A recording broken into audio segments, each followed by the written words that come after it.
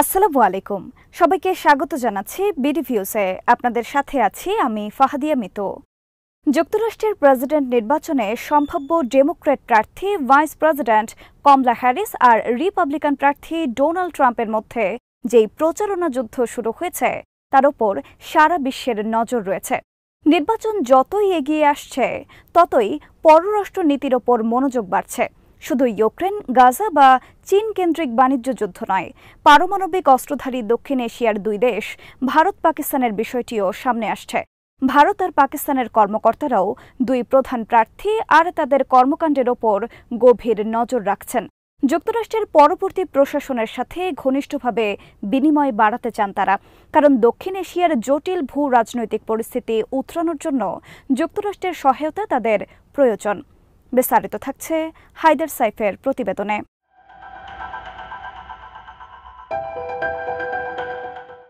ভারতের সাথে যুক্তরাষ্ট্রের সম্পর্ক সাম্প্রতিককালে বেশ বেড়েছে।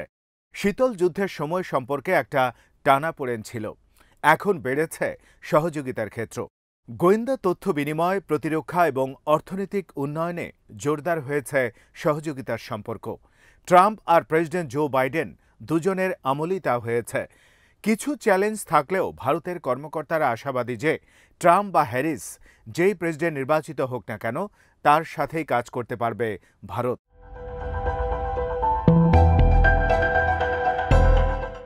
ভারতের পররাষ্ট্র মন্ত্রণালয়ের এক মুখপাত্র নিউজউইককে বলেছেন, ভারত আর যুক্তরাষ্ট্রের মধ্যে কম্প্রিহেন্সিভ গ্লোবাল স্ট্র্যাটেজিক পার্টনারশিপ চুক্তি রয়েছে।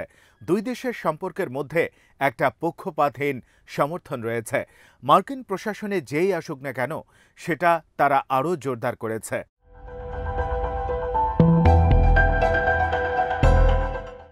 যুক্তরাষ্ট্রের ভারতীয় দূতাবাসের এক মুখপাত্র একই কথা বলেছেন। তিনি বলেন, অভিন্ন গণতান্ত্রিক মূল্যবোধের ভিত্তিতে ভারত আর যুক্তরাষ্ট্রের মধ্যে সামগ্রিক কৌশলগত অংশীদারিত্ব রয়েছে।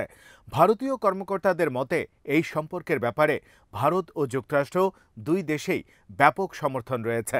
যুক্তরাষ্ট্রের নির্বাচনে যেই জয়ী হোক না কেন এই সম্পর্ক আরও জোরদার হবে।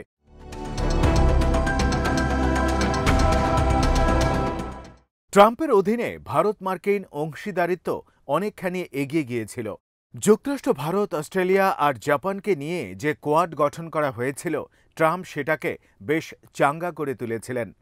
ভারতের প্রধানমন্ত্রী নরেন্দ্র মোদী বারবার বলেছেন, কোয়াডের উদ্দেশ্য হল অবাধ, মুক্ত ও অংশগ্রহণমূলক ইন্দো প্যাসিফিক অঞ্চল গড়ে তোলা। কোয়াড যদিও সামরিক কোনো জোট নয়, কিন্তু এই অঞ্চলে চীনের প্রভাব মোকাবেলার জন্য ট্রাম্প প্রশাসন কোয়াডকে ব্যবহারের চেষ্টা করেছেন। এজন্য ভারতের দিক থেকে সমর্থনও তিনি পেয়েছিলেন।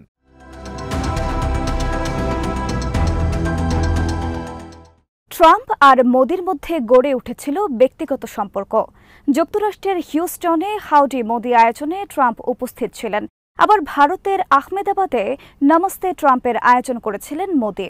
ট্রাম্প এবং নয়াদিল্লির সাথে সম্পর্ক জোরদারের জন্য তার যেই নীতি, সে ব্যাপারে ভারতের মধ্যে যেই জনসমর্থন ছিল তা এই সমাবেশগুলো থেকে বোঝা যায়।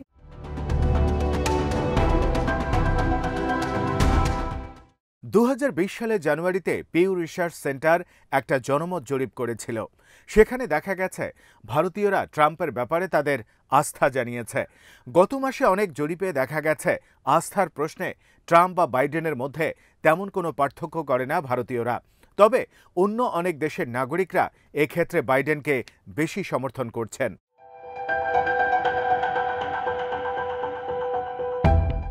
2024 সালের প্রচারণার সময় মোদিকে একজন গ্রেট গাই হিসেবে মন্তব্য করেছেন ট্রাম্প। নয়াদিল্লির সাথে সম্পর্ক আরও জোরদারের আকাঙ্ক্ষাও জানিয়েছেন তিনি। তবে একই সাথে ভারতের বিরুদ্ধে পাল্টা কর বাড়ানোর হুমকিও দিয়েছেন তিনি, কারণ কিছু মার্কিন পণ্যের উপর কর বাড়িয়েছে ভারত। হার্লি ডেভিডসন মোটরসাইকেলের উদাহরণ তিনি অনেক সমাবেশেই উল্লেখ করেছেন।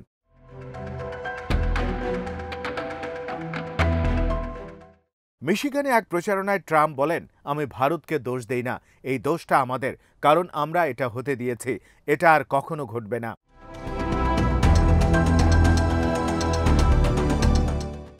বাইডেনের অধীনে যুক্তরাষ্ট্র আর ভারত বিশ্ব বাণিজ্য সংস্থা সম্মেলনে নিজেদের বাণিজ্য বিবাদ অনেকটাই মিটিয়ে নিয়েছে। এর মধ্যে কিছু সিদ্ধান্ত ছিল ট্রাম্পের আমলের।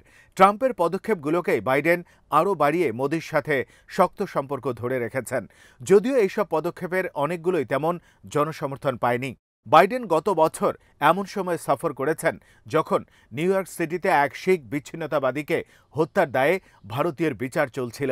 ভারত সরকারের পক্ষ থেকে সেই হত্যাকাণ্ড ঘটিয়েছিল, যদিও ভারত সরকার এজন্য কোনো দায় স্বীকার করেনি।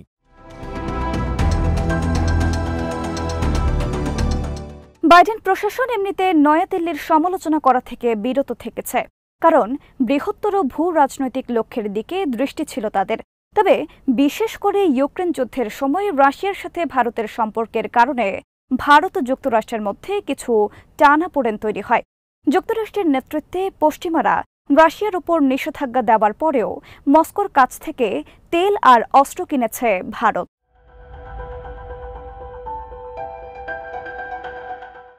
হ্যারিস এসেছেন ভারতীয় ও জ্যামাইকান ঐতিহ্য থেকে। তিনিও যুক্তরাষ্ট্র ভারত সম্পর্ক জোরদারের কথা বলেছেন। গত বছর ওয়াশিংটন ডিসিতে মোদির সফরের সময় তিনি ভারতের সাথে ব্যক্তিগত যোগাযোগের কথা বলেছিলেন।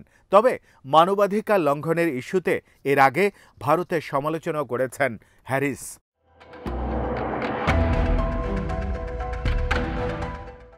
অন্যদিকে পাকিস্তান কাশ্মীর নিয়ে কমলা হ্যারিসের অতীতের মন্তব্যগুলো বিবেচনায় নিচ্ছে।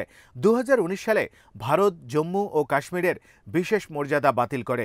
তখন দিল্লির এই সিদ্ধান্তের বিরুদ্ধে বিশ্বজুড়ে প্রচারণা চালিয়েছিল পাকিস্তান।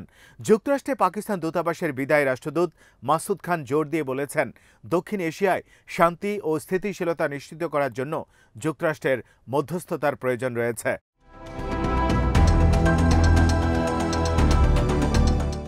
নিরাপত্তার দিক থেকে দক্ষিণ এশিয়া অঞ্চল এখনও চ্যালেঞ্জের মধ্যেই আছে।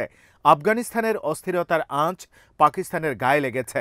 সোভিয়েত ইউনিয়ন যখন আফগানিস্তানে হামলা করেছিল তখন পাকিস্তানের সাথে যুক্তরাষ্ট্রের ভালো বোঝাপড়ার সম্পর্ক ছিল, কিন্তু সেটা এখন আর নেই। আইসিসকে এবং তেহরিকি তালেবান বা পাকিস্তান টিটিপির মতো জঙ্গি গোষ্ঠীগুলোর মোকাবেলা করতে হচ্ছে এখন পাকিস্তানকে। এর জন্য তাদের আন্তর্জাতিক মহলের সহযোগিতাও প্রয়োজন।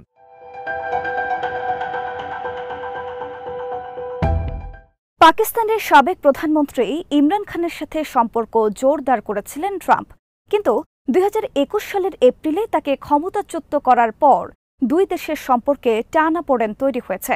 পাকিস্তানে গণতন্ত্রকে সমর্থন না দেওয়ার জন্য বাইডেনের সমালোচনা করেছেন ইমরান খানের মুখপাত্র সৈয়দ জুলফিকার বুখারী।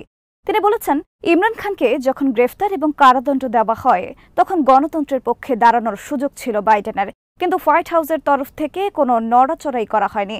মাসুদ খানের মতো বুখারীও মনে করেন, যুক্তরাষ্ট্র পরাশক্তি হিসেবে এমন জায়গায় আছে যেখান থেকে তাদের এই 250 মিলিয়ন জনসংখ্যার দেশটিতে মনোযোগ দেওয়ার প্রয়োজন আছে।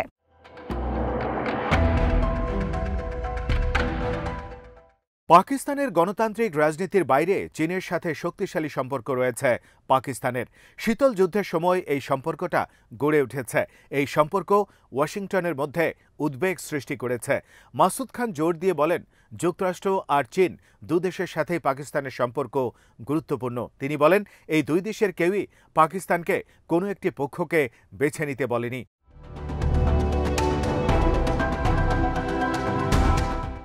যুক্তরাষ্ট্র এখন একটা অস্থির নির্বাচনী মৌসুমের দ্বার প্রান্তে। মাসুদ খান আশাবাদ জানান যে নির্বাচন বিঘ্নহীনভাবে শেষ হবে, কারণ যুক্তরাষ্ট্রে অস্থিরতা তৈরি হলে তার প্রভাব সারা বিশ্বেই পড়বে। তিনি বলেন, যুক্তরাষ্ট্র যাকেই প্রেসিডেন্ট হিসেবে বেছে নিক না কেন তার প্রশাসনের সাথেই আমাদের কাজ করতে হবে। আমরা যুক্তরাষ্ট্রে শান্তি আর স্থিতিশীলতা আশা করি।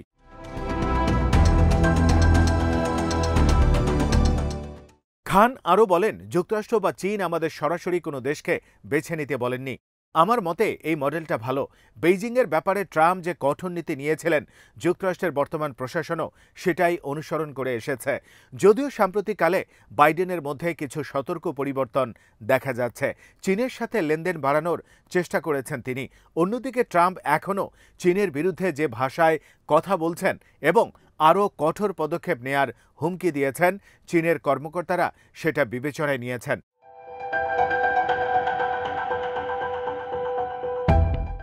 যুক্তরাষ্ট্র নির্বাচনের দিকে যতই এগিয়ে যাচ্ছে দেশের পরিস্থিতি ততই অস্থির হয়ে উঠছে। ভারত আর পাকিস্তান মার্কিন নির্বাচনের উপর ঘনিষ্ঠ নজর রাখছে। যুক্তরাষ্ট্রের সাথে যাতে শক্তিশালী সম্পর্ক ও আঞ্চলিক স্থিতিশীলতা গড়ে তোলা যায় সেটাই তাদের লক্ষ্য। তাই নির্বাচনে যেই জয়ী হোক তার সাথে লেনদেনে আগ্রহী দুই দেশ। মার্কিন নির্বাচনের ফল নিঃসন্দেহে এই দুই দেশের কৌশলগত সিদ্ধান্ত ও কূটনৈতিক বিনিময়ের উপর প্রভাব ফেলবে। শেষ বিচারে সেটা দক্ষিণ এশিয়ার ভূ রাজনীতিকেও নিঃসন্দেহে প্রভাবিত করবে।